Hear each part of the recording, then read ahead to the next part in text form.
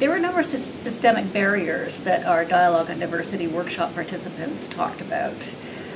Risk aversion of employers. Employers feeling that it's just too difficult to hire new immigrants because there's paperwork that maybe they have to do, or they may hire the new immigrant and they won't fit in, so it's easier to just hire someone else.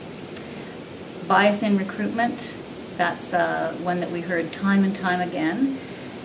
People like to hire people that are like themselves. They're more comfortable with people like themselves, and as a consequence, they will often set the bar higher when it comes to things like language skills or Canadian experience than they would for others that they would hire. So bias in recruitment.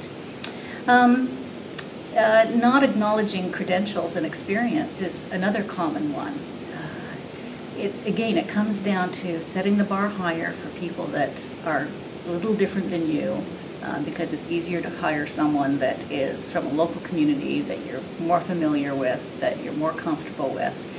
So not recognizing that experience is really causing employers to overlook a huge skill base. The advice that I would have for companies that are trying to better integrate immigrants into their workplace is, first of all, to take a look at your recruiting practices to make sure that you're not overlooking talent because you're not focusing only on skills, you're focusing on something else.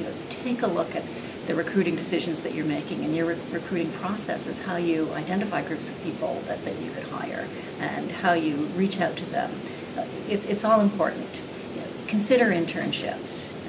Getting that first Canadian experience for new immigrants is so important, and if you're in a position to provide internships, then I would suggest that.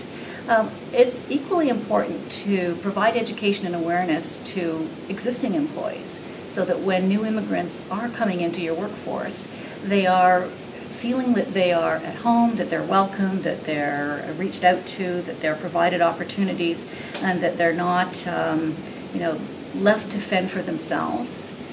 People ought to be taking new immigrants under their wing when they come into their workforce and giving them the advice that they might not have received otherwise to help them navigate through the workplace and really feel like there's an opportunity there for them to be successful so that they want to stay in the organization.